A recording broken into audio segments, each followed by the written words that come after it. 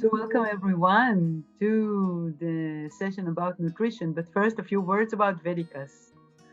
Vedicus was funded in 2015 in order to bring some knowledge about how to maintain good health. And Vedicus is not just about those activities, there are also activities on ground. We meet people, we educate people by attending in their places and showing them how to prepare chavanprash, how to do jalneti, how it's going to contribute to the health, what is the good, what is the nice, what is the right regime for you to maintain in every season. And part of this knowledge that we bring to each and every house is also nutrition. Nutrition, as we know, is a very heavy topic, but today we have someone who knows how to make stuff simple and fun. So very warm welcome to Dr. Manjiri Joshi. And a few words about Manjiri, besides her being very well educated, is about how a warm person she is. Manjiri is an expert in Panchkarma, but when she does the Panchkarma treatment, she is always, of course, into the basics of what do we eat during this session, how much can we eat, and what do we eat after that when we go home. This is the main challenge. And the Manjiri's food is one of the best. And just now she has finished a week with two of my colleagues that came to have some better education. So welcome, Dr. Manjiri. Please, the floor is yours. Thank you so much, Ofra, for the warm welcome. And yes, your colleagues' treatment and the classes went well. And maybe tomorrow midnight they are leaving Pune and going back to some other place. So thank you so much. So now I think without wasting time, I will start the session. So Ayurveda approaches life in a holistic manner and progresses a lifestyle that is in harmony with nature. Ayurveda also explains various diseases and how imbalance in the human body occurs.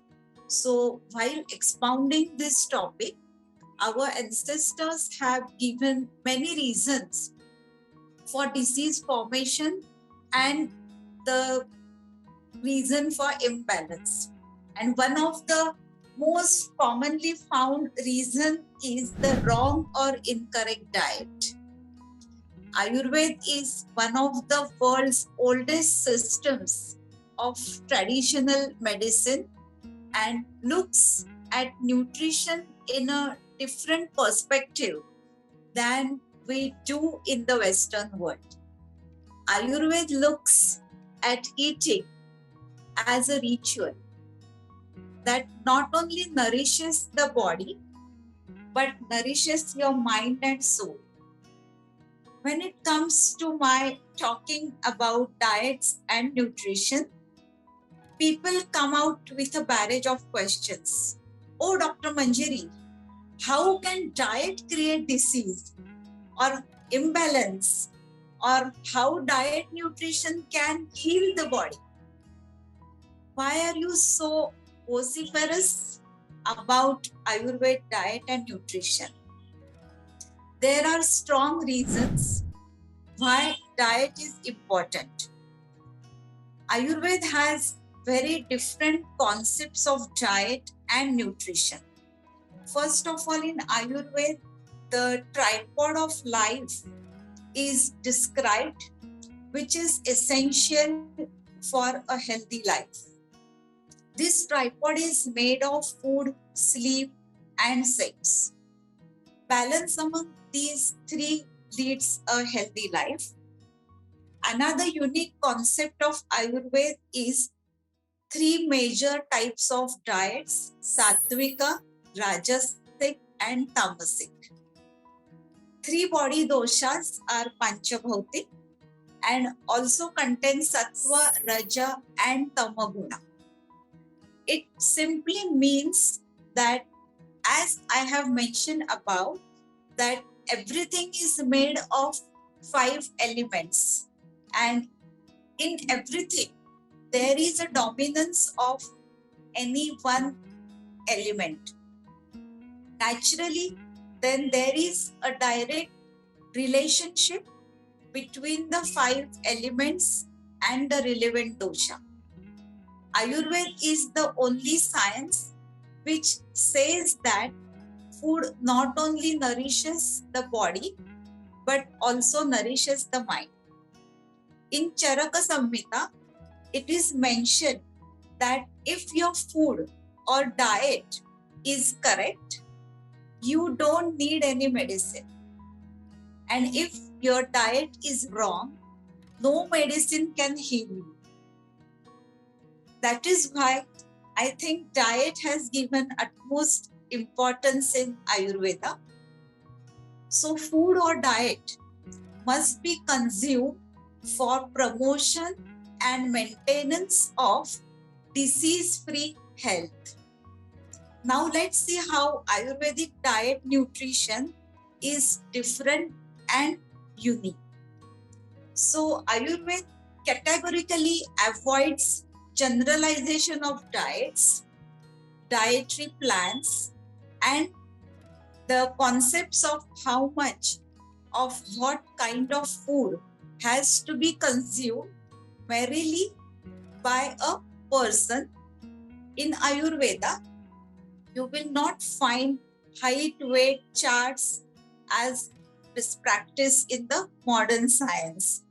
You will not find these details because Ayurveda considers each person, each human body as unique and with its own unique constitutional features, and then recommends an equally unique and effective diet plan. If you look at the world data available, it indicates that today, worldwide people are suffering with lifestyle diseases. These lifestyle diseases are linked with the way people are living their lives. So this lifestyle includes a whole range of activities and attitudes. Modernization has altered the lifestyle entirely. This altered lifestyle is a silent killer and systematically affects the human life. These diseases include cardiac diseases like stroke, high blood pressure, heart attack, atherosclerosis, type 2 diabetes, obesity, anxiety, Alzheimer's disease, depression, and this is just the proverbial tip of the iceberg. Nowadays, we see diabetes, heart problems are catching the young generations at very early age. But these lifestyle diseases are different from other diseases because they are partly preventable and can be partly controlled or cured with systematically altering the lifestyle, diet, and supporting it with yoga, meditation, in short, by adhering to a healthy lifestyle which is propagated in Ayurveda.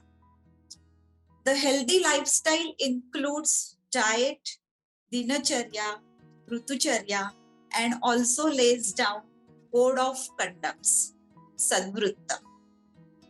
Many times people ask me, Doctor, I am Vata person. So should I skip the food which aggravates Vata in the body?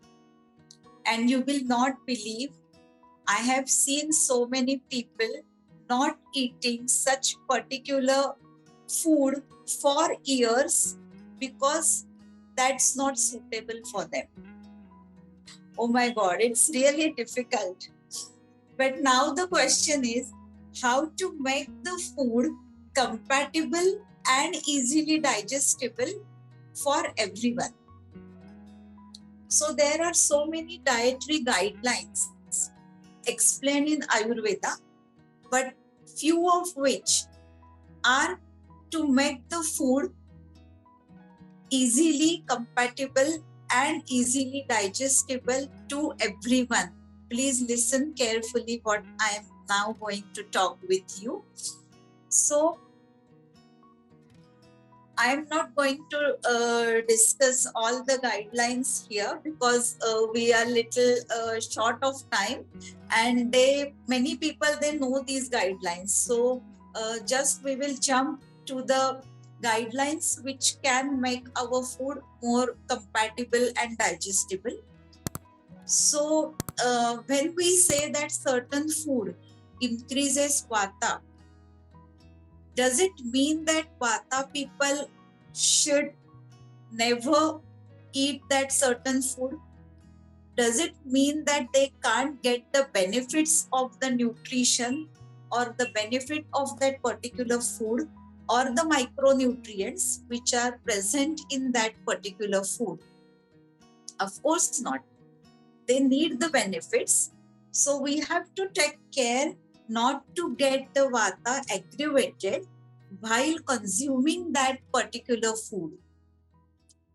We have the 5R of dietetics to make the food compatible, easily digestible to each individual.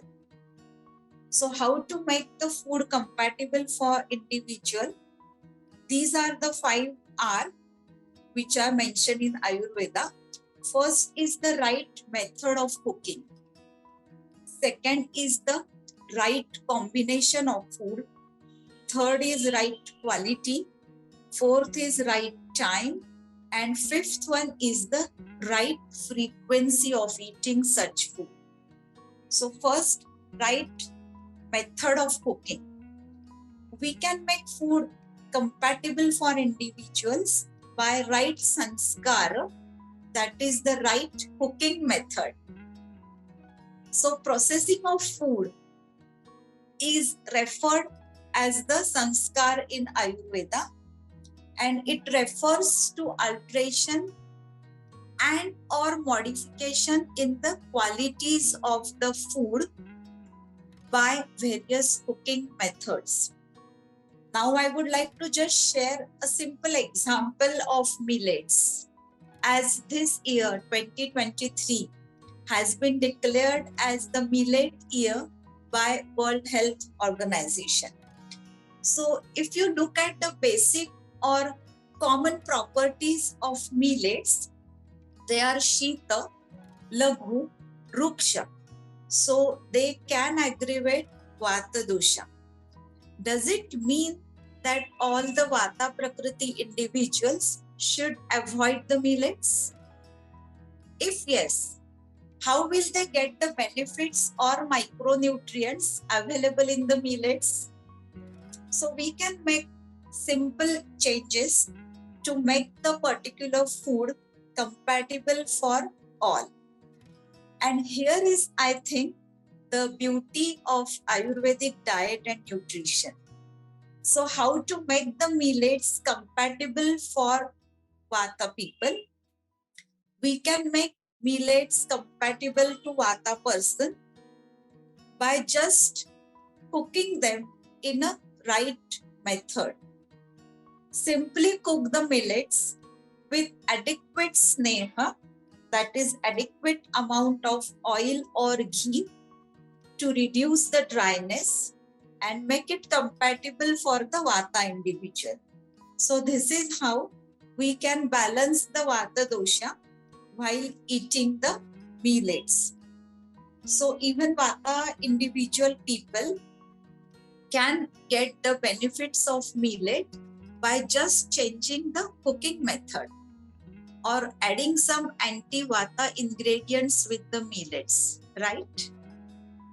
Few more examples of right cooking methods are oil tadka is the traditional way of making the food easily digestible to everyone.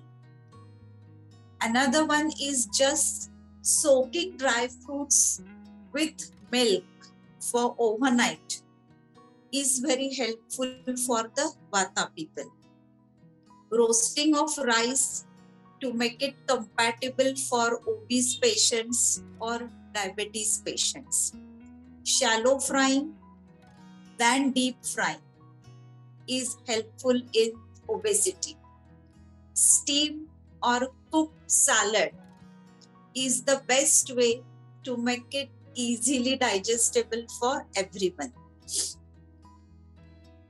So people with low Agni can use this method to get the benefits from salad, because eating raw food is putting extra burden on your digestive system. So this is how we can use different cooking methods to get maximum benefits of every food. Second way is the right combination. By adding or mixing food with other ingredients is the another way to make the food compatible and digestible. For example, we have already seen millets with adequate ghee or oil, even sprouts with oil or ghee. Adding spices while cooking is nothing but to make the food easily digestible to everyone. Many people nowadays suffering with lactogen intolerance. So how Ayurveda can help them? So just adding dried ginger or few herbs to the milk helps the people to reduce the lactogen intolerance, and at the same time they will get the benefits of the milk. Third way is the right quantity. Ayurveda mentions the importance of Ahara Matra and its effect on the digestion. So one should take a diet in proper quantity, not too less and not too much. Many times people are eating a lot. So this quantity in terms of Sarvagraha and Parigraha have been explained in Ayurveda. So I think this is similar to today's calorie intake, right? To maintain a healthy lifestyle, one has to always eat the quantity suitable for his or her Prakruti. Rashi or quantity must be related to person's constitution, how much he or she can digest, and need of the particular person. It depends on the type of work the individuals are doing. So today most of the population have sedentary lifestyle. So eat the quantity suitable to your lifestyle. Then fourth R is the right time. The time of consuming particular food can be changed to make it more compatible. Milk should be avoided in the kapha time of the day, or heavy food should be avoided at night time. Time can be considered as season time as well. So pitta aggravating food must be avoided in the pitta prakopa season, but in winter they can have. Time with respect to phases of your life. For example, like particular food during pregnancy is recommended in Ayurveda. At the same time, few foods must be avoided during the pregnancy. So this restriction is just for the phase of pregnancy. Then next R is right frequency. If particular food is not suitable for individual, it doesn't mean that he or she should completely avoid that food. Not at all. Individuals can change the frequency of eating that particular food. For example, if milk or milk products increases kapha in few people, so what they can do to get the benefits of milk, to reduce the frequency, and vice versa. If sometimes only milk might be the food, so in old age, a vata diet with less frequency is recommended. Apart from these 5 R's, Ayurveda has given a gift of Panchkarma to the world. So to balance the doshas, you can do suitable Panchakarma yearly to maintain the health, wellness, and to balance the doshas and mind. So this yearly Panchakarma is nothing but servicing of the precious machine that is our body. So the final ultimate aim is to make food beneficial to each and every individual by adopting different ways or guidelines suggested in Ayurveda. There are several notable differences when making comparison between the Western diet and the Ayurvedic nutrition, because these results in an entirely different line of thinking when we considering what constitutes a healthy, balanced diet in Ayurveda.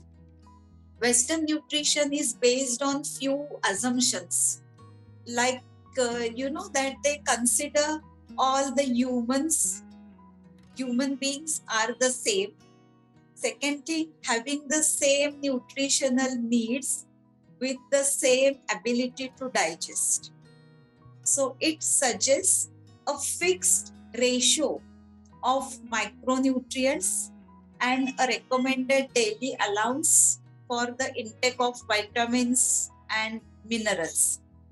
But they fail to recognize that is the person able to digest the recommended dose.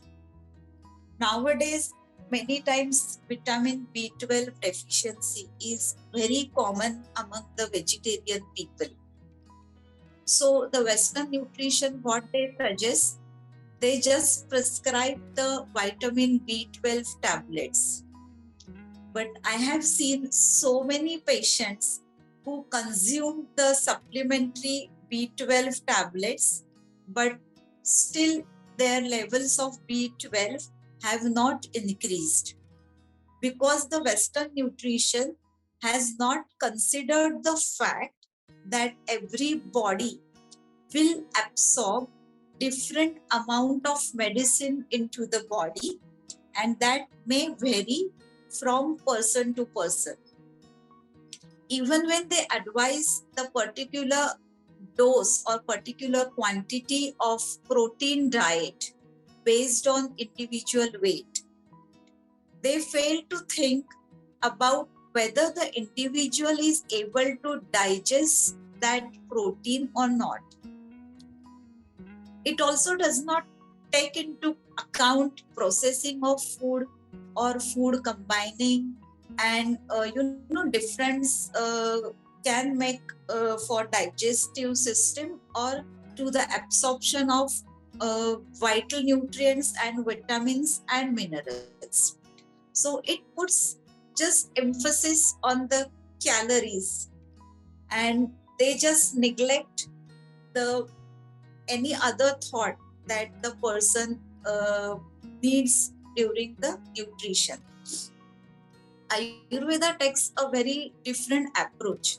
I think it's a holistic approach in which the food is used as medicine to heal your body, mind, and spirit on the individual basis, depending on individual needs. So the effect food has on mind is considered of equal importance as it has on the body. So Ayurveda considers a spiritual connection with food. It embraces the concept that through balance we can heal the soul, we can heal the mind, and connect deeply with Mother Nature and the divine. So to conclude this session, in short, we can say that Ayurveda takes a holistic approach and uses food as a means to restore a healthy, balanced body, mind, and spirit. And it tailored to each individual's need. Western nutrition, on the other hand, fails to recognize not only individual needs, but also the mind, the body connection, and the importance of nourishing both in order to obtain the overall good health. So the aim of Ayurveda nutrition is to achieve the balance of doshas, at the same time nourishment of dhatus, maintenance of agni, and proper elimination of waste products out of the body. So therefore Ayurveda nutrition takes in consideration the food that is best for us according to our type of doshas. Western doctors may give you a diet low in carbohydrate, high in proteins, giving you the processed food full of additives and sugar. But of course it is low calorie. But just to lose the weight without knowing what type of body and its characteristics and what it needs, they are just mentioning only low calorie diet, which may not be suitable for pitta person. So when we are talking about Ayurveda nutrition, I think it is completely different aspect of diet and nutrition. And I hope with these guidelines, you can make your food easily digestible and compatible for everyone. Thank you so much. Thank you so much, Dr. Manjiri, but many questions are there. So Okay. people that want to ask questions before I start asking, please raise your hand and ask Manisha any questions. Okay, I would like to start with celiac disease, which is very common these days in the blood test. I'm not so sure if it's common in between people, but it's common in the blood test. Okay. What would you recommend to do about that? For Celiac disease. celiac disease. Yeah, the gluten sensitivity. Yeah. Right. Yeah. So for gluten sensitivity, I think wheat is the main food in which you get the gluten. So in India, we have so many different varieties of wheat which you can use. Also, if you little add some castor oil to the wheat flour, then it can be easily digestible for you. Also, I have mentioned the uses of millets which are gluten free. So definitely you can combine your food with less of wheat and lot of millets. But it doesn't mean that gluten intolerance people should not consume wheat. There are different ways. There are different foods, as I told you, that you can combine the wheat flour with castor oil, or you can even add few herbs which can stimulate the digestion, and then it can be helpful to reduce the gluten-free reactions, or the people who don't want to consume the gluten. This is the way they can try. Now when they are shifting for such new changes, just start with once a week. Once that amount is good for you, then you can increase the frequency. We have talked about the frequency also. So initially they are not supposed to have this wheat or gluten intolerance food on daily basis. Just once a week they can start, and then slowly they can add the frequency. If someone have questions, I'm checking also on YouTube channel. Yeah. But someone here have a question, then please. I always have a question. Yeah, Manisha, of course. Welcome. Namaskar, Dr. Manjiri. Thank you Namaskar. for lovely explanation. It's refreshing. You mentioned vitamin B12, and I live in UK, and here obviously it's not just vitamin B12, but vitamin D3. That's like, especially for us Asian, they say you should take care, especially during the winter months. So all this, vitamins that people are consuming with not that much understanding. If you were to talk just a little bit about vitamin D3, how, I know you get it from the sunlight, but when it's the winter months here, we don't get that much sun. So what would you recommend as in like in your diet to get a bit more vitamin D3?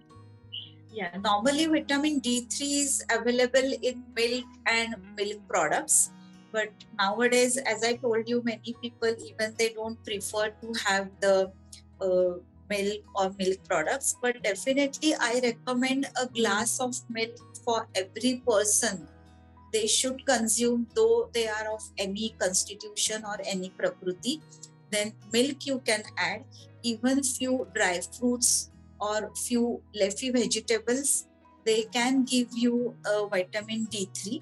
But it's very hard to get the vitamin D3 if you are having deficiency of vitamin D3. This we are talking about the daily allowance if you follow the diet every day.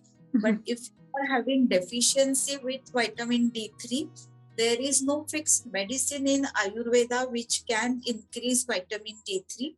But as I told you, that the nutrients are not getting absorbed properly to the body. Correct.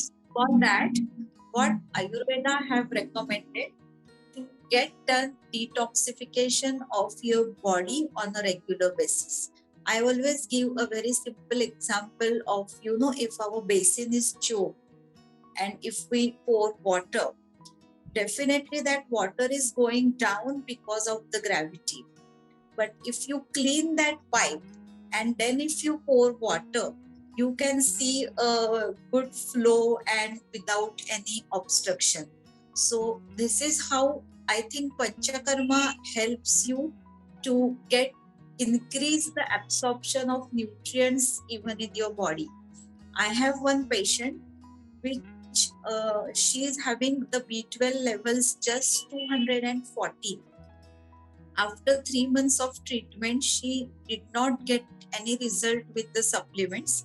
So I suggested her to get done the Panchakarma or body purification. And after that, we have continued the same pills for next 3 months. And there was a good increase in B12 levels from 215 to 515. So this is how I think Panchakarma or detoxification can indirectly help you to increase the absorption of nutrients in your body. Okay, thank you. When you talk about Panchakarma, depending on obviously on the, what sort of disease a person has or doesn't have at all, and how long, if they have some particular health issues, then how long that has been going on.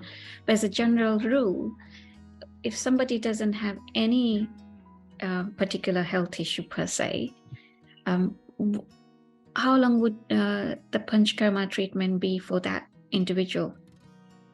It should be yearly Panchakarma for just maintenance of your wellness and health. So like, as I told you, it's like servicing our car.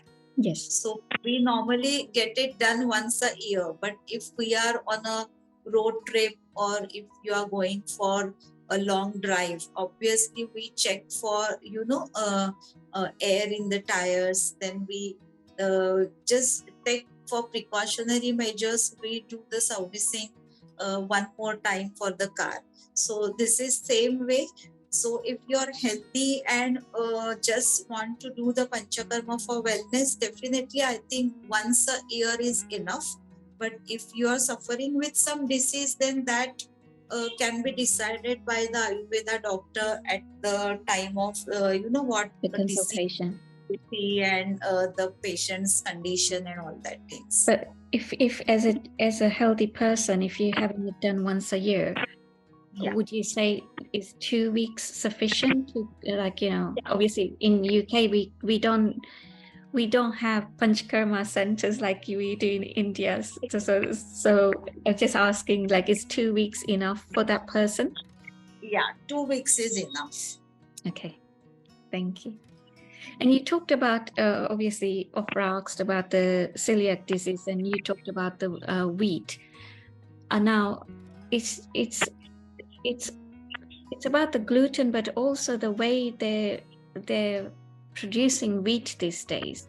And so, as a general rule, people are not eating wheat, like they're not making rotis, or they're not eating breads and stuff, because it's just the way the wheat is produced.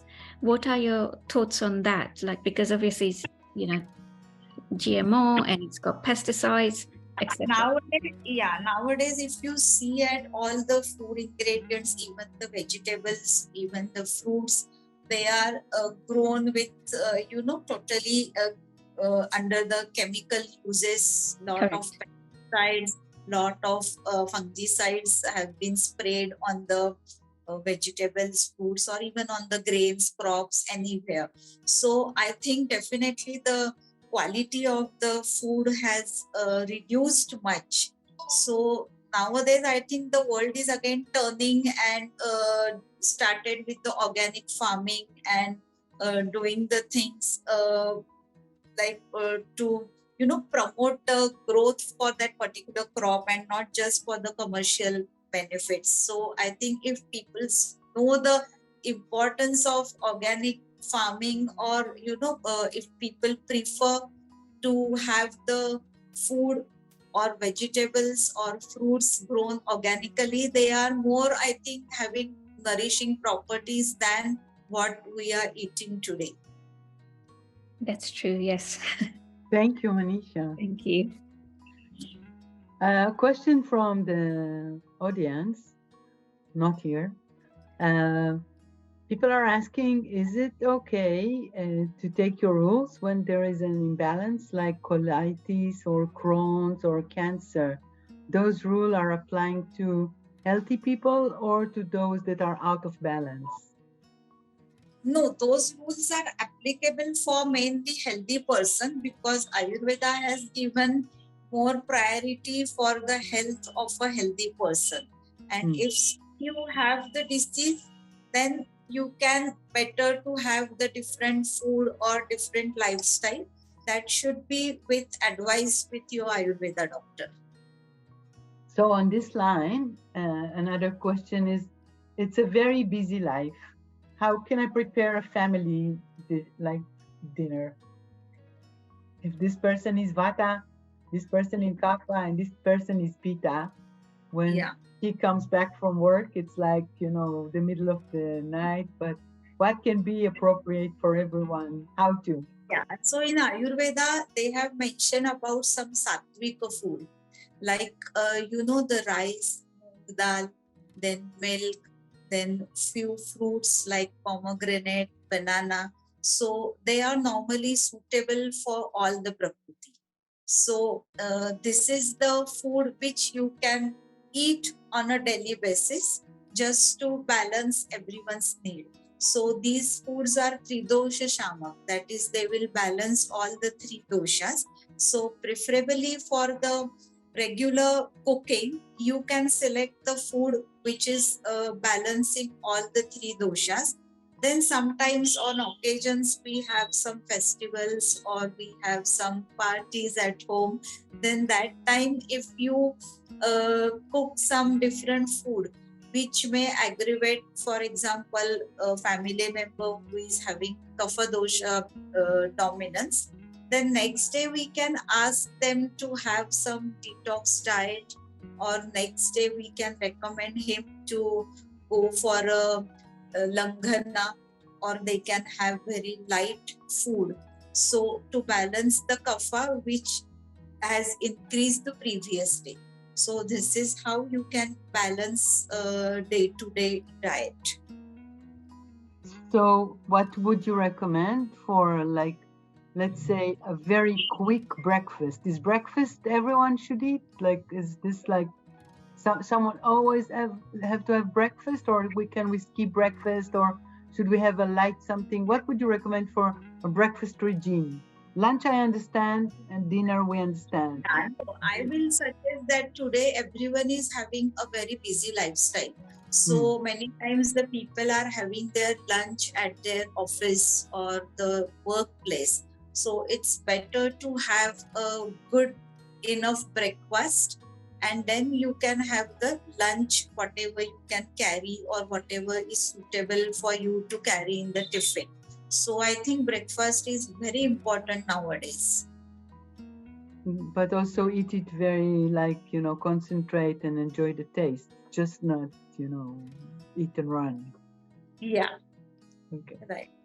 So someone is asked here about mood swings and diet. What would you recommend for women that have mood swings along the month? Yeah, I think women have always mood swings. But yeah, apart from joke, mainly these mood swings are, before the periods, or it can be more frequently during the menopausal age. So again, at the menopausal age, the mood swings is very common, and during that phase, a woman should avoid spicy, salty, and too much of oily food, because all these are increasing the rajas and tamas guna in your body. And when you have the mood swings, you have to control with your sattva guna. You have to increase your sattva guna. So it's better to avoid such junk foods or even the processed food, frozen food during this phase. So you can definitely get good results if you follow the sattvic diet during this phase of life. So can I assume, would it be okay to assume that what you just say is actually stress management, and it's good for men as well? Yes. Yeah. Amazing. That also the part of mine, but many times people want some food recommendations. So this can be the food which increase the sattva guna. At the same time, this is like, meditation or deep breathing or shitali pranayam. This is like to control your emotions, and it can also help you to balance the doshas also. Okay, thank you. Any more questions here? Okay, so thank you so much, Dr. Manjiri. I hope that we will see you again soon. I know that we have many topics between us that we would like you to share your insights about them and your experience. So thank you very much. Thank you so much. Thank you, everyone, for coming, and we'll see you next week. Thank you. Bye. Bye.